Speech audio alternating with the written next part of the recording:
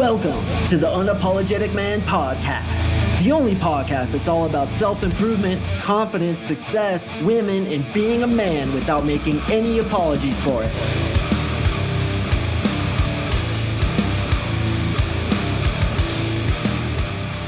What is up, gentlemen? Thank you for tuning in to another episode of the UMP. I really do appreciate it. Today, I have a Brazilian Jiu Jitsu black belt, a very famous individual named Nick Gregoriades. And Nick, if I just completely decimated your name, I do apologize for that. But Nick came on to the show today. We had a really good conversation about Jiu Jitsu, perseverance, having a why, what the most superior martial art is, and why we train in martial arts and how it grows us as men. So even if you're not really into martial arts, this is still a conversation that's definitely worth listening to because he drops a lot of really good wisdom. He's a really, really wise individual. In fact, impressively so. I asked him questions that honestly I didn't know the answer to, and he came out every single time with amazing answers. So definitely check this one out. One thing I wanted to say too is I went on his podcast a few weeks ago, and it should be dropping right around the time this one drops. In fact, it's probably the same week. But man, he hit me with a lot of really difficult questions because he's a really, really intelligent guy. And he hit me with these questions that I answered pretty well. I was pretty proud of my performance on his podcast, but it was a very deep dive into things like frame control. Is your personality contrived when you're learning to pick up girls? And similar challenging questions that I thought were just spectacular. So go listen to that podcast if you haven't already. I'm going to leave a link to his show in the description below. So let's go ahead and jump into the interview, boys. I hope you enjoy it. Nick, what is up, my friend? How you been? Exceptionally well, my man. Really, never better. So I came on your podcast a couple weeks ago, and what I mentioned to the boys is one of the things I like best about the interview that you gave to me is you challenged me, man. You really challenged me. Like, you're like, I'm going to get this guy where he won't be able to talk his way out of it. And fortunately, we had a really good conversation that came out of it. You know, many times when I talk to people, they just give me these softballs, like, tell us who you are and why you do what you do. And like you, man, you hit me with it. And part of the reason I think you did that is because that's in your character, right? We talk about tenacity. We talk about frame control, which you and I spoke about on your episode. And we talk about the perseverance necessary to achieve certain goals. And you, as I mentioned at the top of the show, are a black belt in BJJ, Brazilian Jiu Jitsu. I would say probably maybe 1 out of 10,000 people who start probably get their black belt. Would you say that's pretty accurate? What do you think the stats are on that? I think it's probably not that low. Probably 1 out of every 1,000, I guess, people actually sign up to take classes and sign the contract to go, and maybe 1 out of 1,000. But again, that's just sucked from my thumb. I have no way of knowing that. But I just want to come back to the thing you said about, I don't think it was the exact words you said, but you implied that I was out to get you in our conversation. I really wasn't. I was just, I don't want to be right. I just want to get it right. So I really wanted to just get to the truth. And I wanted to find out the truth of what you believed and what you felt. So that's probably why I was a little bit more tenacious with you than other interviewers. Yeah, I loved it, man. After the call, I went to my girlfriend. I was like, that's what the hell I'm talking about, man. He put me through the ringer, and that's what's fun, man. That's what we want to do. And hopefully I get but I wasn't trying to, though. I just want you to know. But see, that communicates your strong frame because like you're like, yo, I need to understand this better. So I'm going to challenge you. People who have weak frames aren't willing to challenge. So getting back to BJJ, all right. So how many years did it take you to get your black belt in BJJ? It took me just under 5 years to get my black belt. The hell? 5 years? Bro, that's how long it took me to get my blue belt. What in the literal fuck? How did you pull that off? You know, you spoke about tenacity. That was one thing. I remember, like I said, I don't care what it takes. I'm going to get this thing. There were short periods where I lived in the gym. Yeah. There was a long period where I lived right next door to the gym, literally the building attached to it. There's something to be said, Mark, for the idea of full immersion. I just fully immersed myself in it. And I was like, teaching it, I was practicing, I was competing, I was studying the art, and yeah, just full immersion. And when you do that, like, you can contract the amount of time needed to accomplish anything. Did you have a purpose as to why you did it? Because for me, literally, brother, and you need to know this about me, I don't enjoy BJJ very much, man. It just doesn't suit me very well, and I struggle with it. And, I'm sure that's what you hear from many white and blue belts, but it really isn't my thing. And every time I go in there, I'm kind of like, I really don't want to do this, but I have a powerful why, which is how I was able to accomplish my blue belt. And I heard from Rickson Gracie, he was interviewed on Joe Rogan. He said for every 100 guys who start, only one gets their blue belt. And I'd say that's pretty accurate based on the amount of people I see quit. But my why is simply self-defense, right? You were pointing out I have a Spartan behind me, Leonidas, and I value the warrior spirit. I feel I have a warrior's heart, as certainly you do as well. But my why was my daughter. My daughter was born, and I knew I couldn't defend her. I knew I couldn't defend my family if somebody broke down my door. And now, even just being a blue belt, I mean, bro, somebody comes into my house who really doesn't have much ground game. As my professor always says, even if he's a boxer or a Muay Thai guy, it's like throwing a tiger into a shark tank.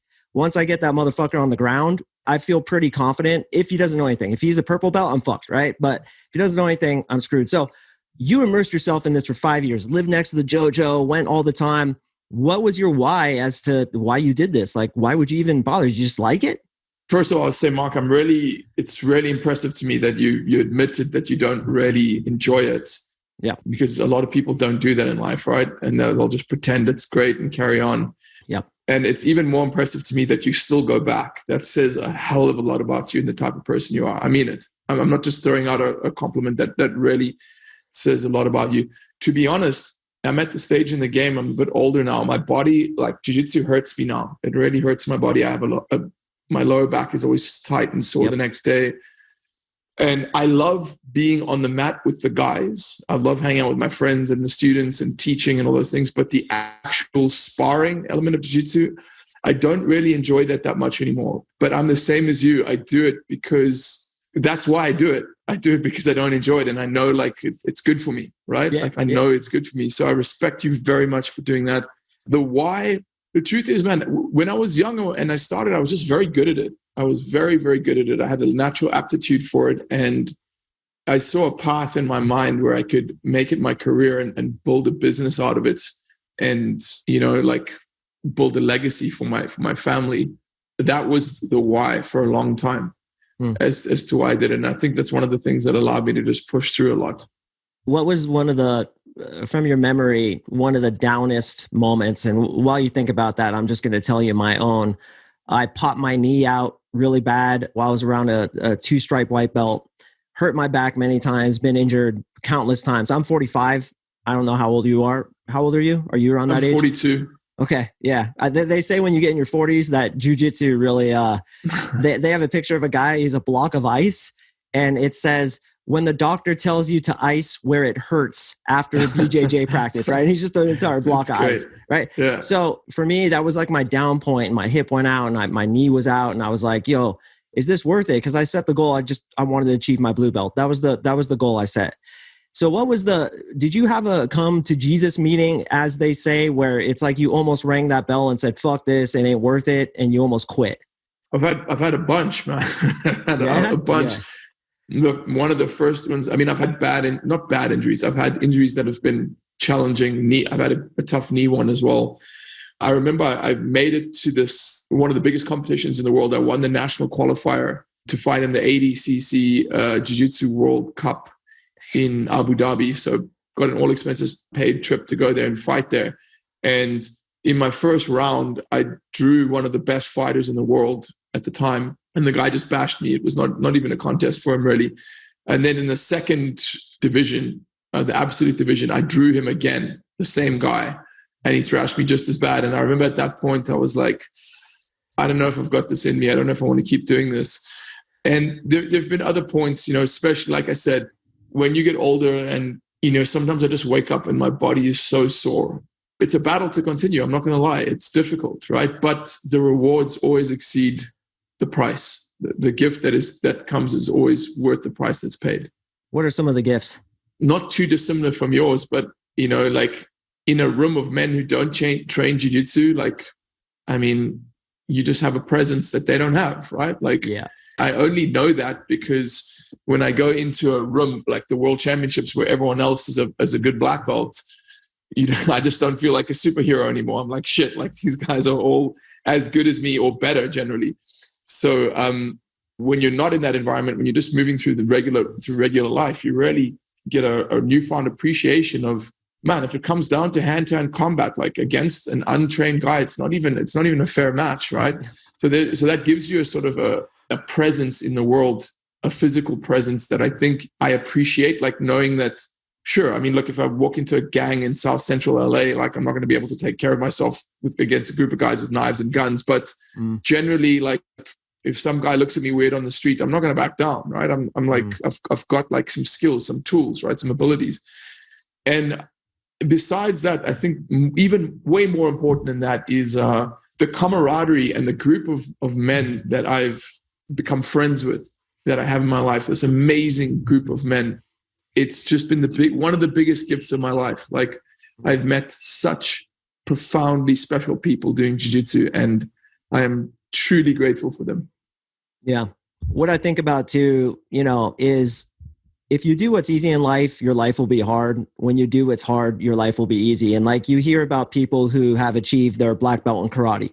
Now, I'm not hating on karate. Certainly someone could kick you in the face when you're trying to shoot in for a double leg and the fight's over, right? It has its place. But what I love about jiu-jitsu, and I always say this to people, is that it's real. And what I mean it's real is life is hard. Life is going to throw you shit that you're going to need to dig deep to get past. And every time I walk on that mat, I'm nervous. Every time I pull in the parking lot, I'm legit nervous. Nothing else does that for me. Like when I go mountain biking, I'm not nervous. When I go fishing, I'm not nervous. When I go into the woods, go camping, not really nervous, but BJJ, that shit makes me nervous. And it's that crucible of training for life, because if life isn't making you nervous, then maybe you're not pushing yourself enough. Mm-hmm. And that's cool. Right. And so when it comes to girls too, and Nick, I teach dudes how to get girls. A lot of guys will quit and pussy out and not ever get the girls they really want. They're chosen rather than actually choosing the girl because they're scared to do one of the most fearful things that a guy can do, which is learn how to approach an attractive woman, get her attracted to you, be unapologetic about it, and move into your fear willingly, right? I have a quote I love: follow your fears. It's very simple. Follow your fears, because that's where peace is. So I'm really surprised to hear you say that even as a black belt, you still wonder if it's worth it. Because in my eyes, right, I'm a blue belt. I think once you get to a black belt level, everything's solved. Like you're just the master, like everything's easy. But it sounds to me that it's actually harder because you're held to that high level and people are out for you. Do you have a target on your back? I mean, yeah, everyone wants to be the black belt, right? Like, yeah, I would for sure. Yeah, yeah. So, I mean, and man, some of them can beat black belts with the level of the modern game. I was saying to someone recently that the good purple belts of today are like the black belts from when I was coming up. Really, like the game has just evolved so much. Yeah, and I was just teaching a camp the other day, 2-3 weeks ago in Northern California with my instructor, right? And my instructor he kicks the shit out of me like I'm a white belt. He beats me like I'm a little girl, basically. Like really? It's nuts. And I had that thing that you had. Like I got nervous because I had to spar with him, and it's very rare that someone beats me up as bad as he beats me. And I wasn't looking forward to it. My ego didn't want to deal with it. I didn't want to spar with him. I was like, I don't want to do this. But I found the courage somehow. I found the courage to do it. And he beat me up. He humbled me. It was truly humbling. It was a good experience, and I'm going to go back for more next time he's in town. I'm going to go get another beating because it's good for your mind, good for your spirit. What did he catch you with? I mean, what didn't he catch me with, man? Really? It was just one after another? Yeah, just beat me up for 5 minutes straight. I think tapped me like maybe 4 or 5 times. Yeah. Is he one of those like those guys from the lineage, right? One of those dudes from Brazil? And yeah, he is. He's a Gracie. Yeah. Oh, he's a Gracie. Okay. Well, man. He is the best jiu-jitsu fighter that ever walked the face of the earth. Is it Hickson? Contest. Is it Hickson? No, it's Roger. Roger's better. Oh, it's Roger. Okay. Yeah. Is he really? I thought Hickson was the main dude. I mean, he was 30 years ago, but Roger's 6'5" and outweighs him by 50 pounds, and just competed in a much more challenging era. I mean, Hickson is an idol of mine. I love the guy and I respect him. Yeah. But in their primes, Roger versus Hickson, Roger would have beaten him for sure. No doubt about it in my mind. That's impressive to hear that you would voluntarily get on the mat and continue to be humbled, because I feel like once you get the black belt, a lot of people, and tell me if I'm wrong, maybe a lot of black belts would kind of try to protect the belt and not put themselves in a situation where they could be beat. Because I think in other martial arts that's true, but jiu-jitsu like doesn't really allow that, man. Like jiu-jitsu, it's one of the shitty things as well about jiu-jitsu. Like where a friend said to me once, he said jiu-jitsu is the only sport in which the coach is expected to be able to beat all the players. Yeah. And look, man, I can only just hang on with the 20-year-olds now. Like I can only just. Right. But because I'm in shape and I'm very skilled, right? But in 5 years, I don't know if I'll be able to do that, man. There's going to come a point where I won't be able to hang on. I mean, I'm ready for it, but yeah, it's kind of tough.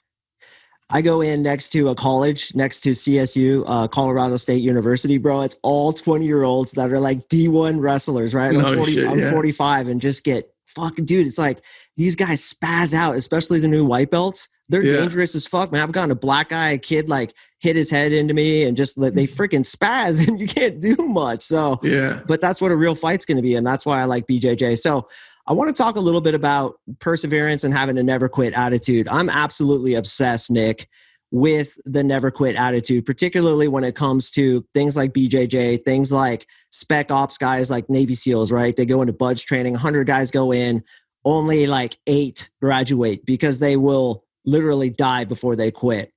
Do you have any theories as to what it is inside a person? And this is a question that I don't necessarily expect you to answer. I'm kind of throwing you a hard one here. But it fascinates the hell out of me. And I know psychologists are looking for that reason. What is it that will make this guy just not quit? Do you have any theories as to what that is and why people are able to achieve these almost like inhuman goals that these guys are achieving, yet other people who look like absolute gods come into, say, buds training and they quit in the first day? Where's the difference in the psychology? It just fascinates me. Yeah, it fascinates me too. And funny enough, I had a former Navy SEAL on my podcast. I recorded it not even 2 weeks ago, and I asked him that exact same question. And because he actually obviously passed the Buds week and the whole thing, he became a Navy SEAL, and he said it was for him. It was his why. His why was big enough, right? Yeah. And I think there's definitely something to that. But I'm going to be honest with you, Mark. I don't have a never quit belief system. I definitely persevere and I continue to keep trying and pushing. But there is a point where I realize that attitude actually holds me back or holds people back. The example that comes to mind in my life is I had a business that I ran with a friend for many years, for 7 years. And the business reached a certain level of success, but it had plateaued. And he and we were just arguing and fighting consistently. It would just never end. And there came a point where I actually said, this is not working. This is not going to work. It's just not going to work. And I realized at that point, it was the more intelligent thing to do, to quit. It actually took more courage to quit than it took to carry on. Yeah. Does that make sense? It's a paradox, but it's an interesting one. You have to sometimes identify when things just aren't working. And obviously, the never quit attitude can be fatalistic at times, right? It can back you into a corner. I like to watch that show Shark Tank. I'm sure you've seen it. And Kevin O'Leary, what do they call him? Mr. Wonderful. That's what he calls himself. He's great. Yeah. He's like, time to take the business idea behind the barn and shoot it in the head, right? He's so blunt, dude. I love that dude. But you know what? Sometimes that's true when it comes to certain endeavors, and you have to know when to throw in the towel and when to keep persevering. And that begs the question, how do you figure out which one's the right way to go? I have an answer to that. And that's something that was taught to me by my coach. The further you go into anything, the deeper you go into it, or the higher you go up the levels of anything, at some point you'll eventually find there's an inherent paradox.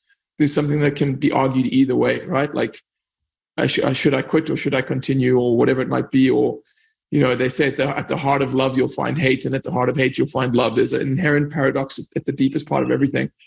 And I think the answer to that, when you come to that paradox and you're like, look, am I wanting to quit now because I'm being lazy, or am I wanting to quit now because this is an inherently unworkable situation? The only way to solve that is through discernment.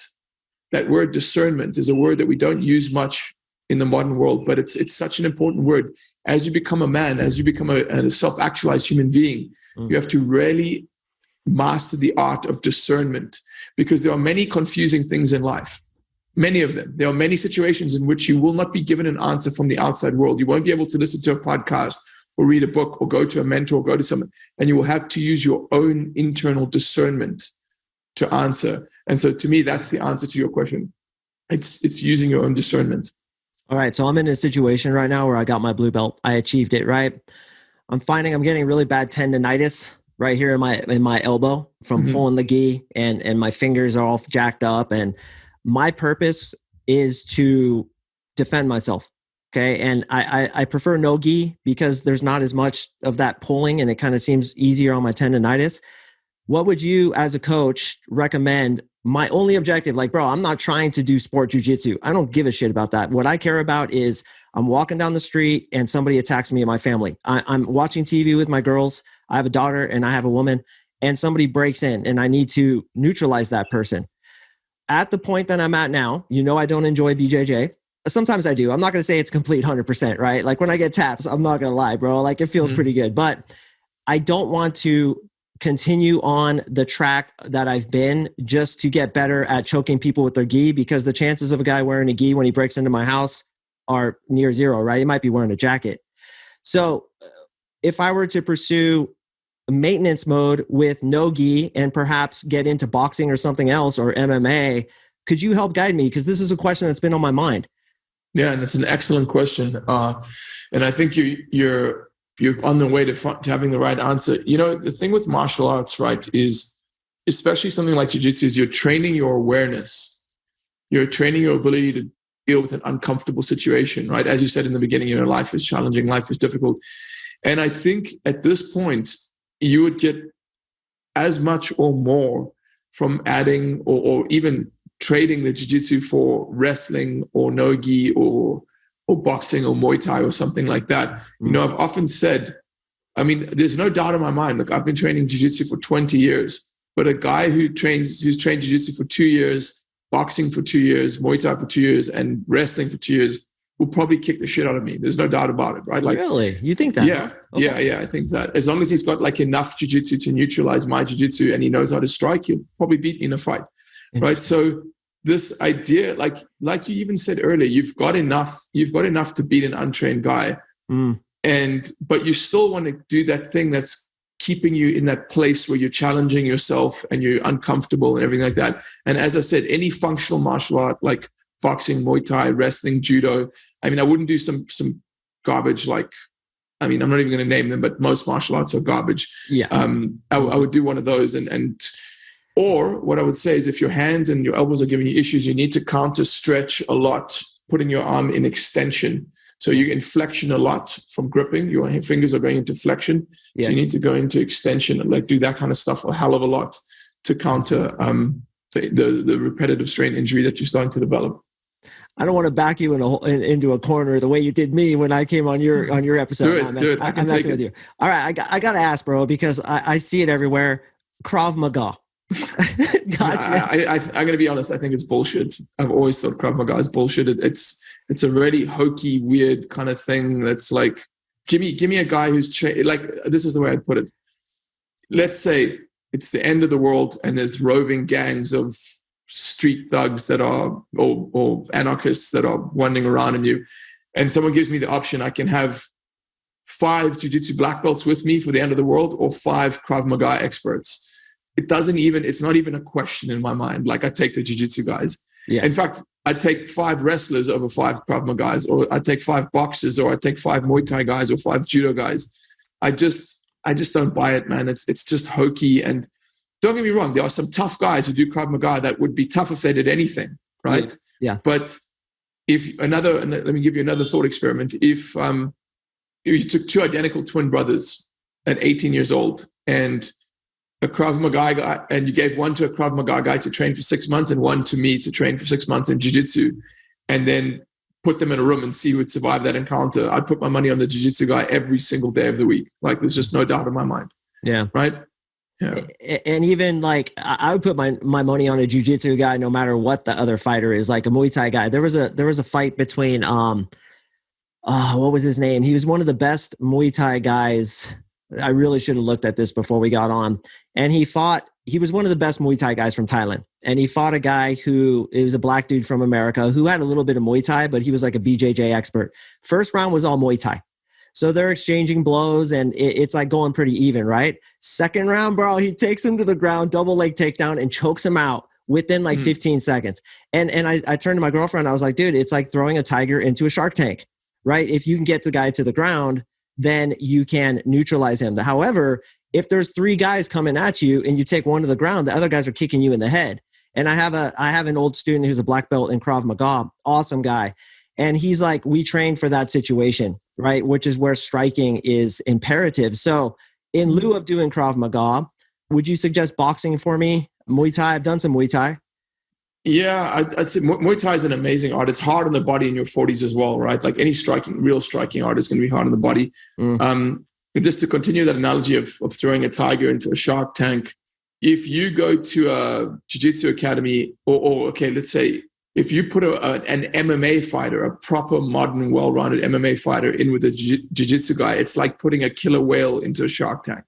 He's a better machine. He's a better unit. So keep that in mind. Like jiu-jitsu is not invincible. You know, like you see, that's why I think only one Gracie has won a match in the last 20 years in the UFC. It's because jiu-jitsu isn't MMA anymore. It's been superseded. MMA is its whole a thing of its own that's evolved beyond jiu-jitsu. But I would say to you, man, maybe the best thing for you is to do no-gi because there's no damage on the fingers. I think that might be the way forwards for you. Yeah, I believe so too. So, you know, as guys listen to this is an extremely selfish conversation on my half, but I hope guys are getting benefit from this, which is, you know, doing things like BJJ or, you know, even if you want to do things like Krav Maga or Kung Fu, listen, any martial art, as Nick said, is beneficial because it puts you through challenges. But basically, I think the overall theme of this, well, again, it was very selfish on my half, is to put yourself in discomfort willingly because that's where growth happens, right? Growth doesn't happen in the comfort zone. It happens in the uncomfort zone. And specifically with women, boys, like I can't see any good reason to quit trying to get better with women. Like we talked about, what's the good reason to quit? Okay, a business isn't working, but if you're trying to get better with women and it's not working, in my opinion, it's time to double down and even go further into not fucking quitting and continue trying because the woman you end up with is a reflection of you as a man. And if you have a good woman behind you, I'll tell you, man, you can grow so much further as a man. So Nick, any thoughts on that before we wrap this up? Yeah, just to clarify, I said specifically doing martial arts that make you or put you in uncomfortable, challenging situations. I don't think that's any martial art. I largely don't think that's Kung Fu. Like, I don't think Kung Fu is a functional martial art or Krav Maga. Yeah, I just don't buy that stuff. Yeah. But any functional martial art, MMA, boxing, wrestling, judo, no-gi, grappling, sport, jiu-jitsu, and I'm sure there's a couple others I'm missing. But if you do a functional martial art, that would do it. Regarding the woman and the dating element, I mean, I'm not an expert like you are, so I won't give any advice here, but I really appreciated what you said about the woman that you're with is a reflection of the type of man that you are or the man that you've become. I think there is something to that. I know that as I've upgraded myself as a human being and a man, I've noticed like the women in my life have generally reflected that. So I think that's a really astute observation. Yeah. And I just did a podcast that actually released today, 10 biggest regrets that people have when they die. And one of the biggest regrets is, you know, the people around you, the people who you surround yourself with, and definitely the woman who you choose to settle down with. Many guys, and I hear this all the time, Nick, because I get on the phone with these guys all the time. They just settle for the first girl that picks them. You know, oh, she likes me. She's pretty cute. She got a decent personality. And then they spend their life with this person, and women too, right? Who settle for a guy because they can't do much better, get to the end of their life massively regretting that. So what I love about BJJ again is, you know, it forces you into your fears, and that's where growth is. And I'll tell you, I think you'll know when a martial art is functional when you're nervous pulling into the parking lot, because that's my definition. Yeah. And my heart's going, man, when I'm walking into BJJ, I'm like, oh, I hate this, man, but I just got to go do it. And then by the end, right, you never regret it. It's just like, you never regret the girl you approached. You always regret the girl you didn't approach. And it's the same thing with BJJ or working out at the gym. You never regret after you're done with that workout or that BJJ match. So Nic, I really appreciate your insight. Thank you for allowing this to be a largely selfish conversation on my half, because these are questions I've been wondering that I haven't brought up with my own professor, mostly just because of time. It's not that he wouldn't speak to me about it, but coming from a master like you, a guy who I highly respect, I really do appreciate it. Tell us where the boys can find you. I got a huge following, and I know they'd love to hear your podcast as well. Thanks, Mark. It's been a fun conversation. I actually was not expecting it to be so jiu-jitsu heavy, but it's cool that it was. You asked some cool questions. If you want to find out more about my work, and if you want to get a free copy of my book, Aligned: The Modern Man's Guide to Health, Wealth, and Freedom, head over to my website. It's CoachMarkSing.com, and that's Nick with no K. So just CoachMarkSing.com. You can get a copy of my book, and you can find my podcast, The Nicolas Gregoriades Show, there as well. And guys, Nick's the real deal. He's been on the Joe Rogan podcast as well as many other podcasts. So I'm honored that you would take the time to come on to my podcast, and extremely honored that I was on your podcast. And boys, go listen to that one. When's it dropping? I mean, today is the 14th of June. When's it dropping? Yeah, there was quite a few in the queue ahead of yours. That's why it hasn't been released yet, but it'll be any week now, probably in the next 2 weeks, I would say. Okay, cool. So if you're listening to this, and this is probably going to drop, just so you know, Nic, it's probably going to drop in about a week or two. So by the time this is dropped, you'll probably hear that episode. Man, he hits me with some questions, guys, about frame control, about is it like creepy to be a pickup artist? Are you just contriving your personality? So I was able to answer it like the verbal jujitsu wizard I was. And no, it was an awesome, awesome interview. One of my favorites, as was this one. So Nic, thank you so much for coming by. I do appreciate you. And Professor, so much respect, honestly. Hopefully one day we can roll together, and I can see some of that brilliance. So gentlemen, as you know, I drop podcasts on Mondays and Thursdays, so please stay tuned for the next one, and I will see you in the next episode.